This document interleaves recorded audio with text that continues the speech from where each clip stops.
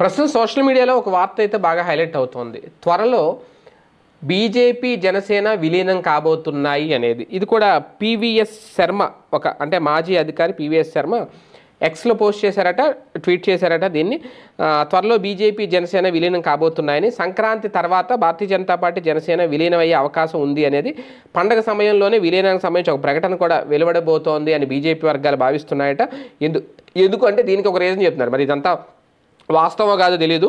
Lokesh CM కావడానికి పవన్ అడ్డుగా ఉన్నాడని భావించడం వల్ల ముఖ్యమంత్రి చంద్రబాబు డిప్యూటీ ముఖ్యమంత్రి పవన్ కళ్యాణ్ సఖ్యతగా లేరు అనేది అందుకే ఈ చీలిక కారణం అంటున్నారు. కానీ ఇక్కడ చూస్తూ ఉంటే మన కలెక్టర్ సమావేశంలో అద్భుతంగా మాట్లాడారు. చంద్రబాబు గారిని పవన్ కళ్యాణ్ పొగిడారు. ఈయన నూరేళ్ళు ఆయుష్ ఇవ్వాలి భగవంతుడు అన్నారు. ఈయనే ముఖ్యమంత్రిగా ఉండాలి అన్నారు. ఇన్ని చెప్పారు. కానీ ఇక్కడ పడట్లేదని చెప్తున్నారు. అలాగే రాష్ట్రంలో పవన్ లోటును ఆయన సోదరుడు నాగబాబు భర్తీ చేస్తారట. మళ్ళీ ఇదేం విచిత్రం.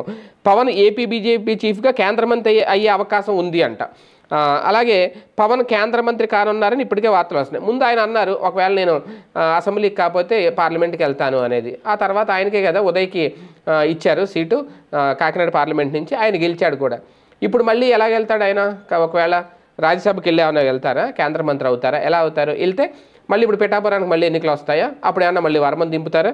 చాలా విచిత్రంగా ఉంది. అలాగే పవన్ కళ్యాణ్ వ్యూహంలో భాగంగానే నాగబాబుకి ఈ పదవి కట్టబెట్టారు అనేది, నాగబాబుని రాష్ట్ర క్యాబినెట్లో తీసుకొని తాను కేంద్ర మంత్రిగా వెళ్తారు అనేది. పవన్ కళ్యాణ్ ఈ మధ్యకాలంలో జాతీయ అంశాల మీద కూడా పదే మాట్లాడుతున్నారు. బంగ్లాదేశ్లో హిందువుల పరిస్థితి మీద కూడా తన వాదన వినిపిస్తున్నారు. సనాతన ధర్మం గురించి మాట్లాడుతున్నారని. ఏది ఏమైనా ఎన్నికల సమయంలో టికెట్లు సీట్లు సర్దుబాటు సమయంలో తనను బీజేపీ పెద్దలు ఎంపీగా పోటీ చేయాలని కూడా సూచించారట. అది అప్పుడు పవన్ కళ్యాణ్ గారు కూడా చెప్పారనుకోండి.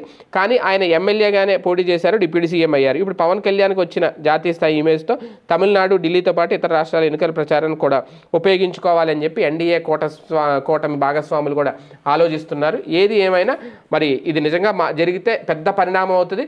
అలాగే పవన్ కళ్యాణ్ కనుక పార్టీని విలీనం చేసేస్తే, ఆయన ఇంతకుముందు అది కూడా అన్నారు, నా గొంతులో ప్రాణవణగా పార్టీని విలీనం చేయను అని. మరి అలాంటప్పుడు ఎలా విలీనం చేస్తారు? అది కూడా ఒక ప్రశ్నే. కాకపోతే మరి ఎందుకు ఇలాంటి అంటే ఉంటాయి ఇట్లాంటి స్పెక్యులేషన్ వార్తలు.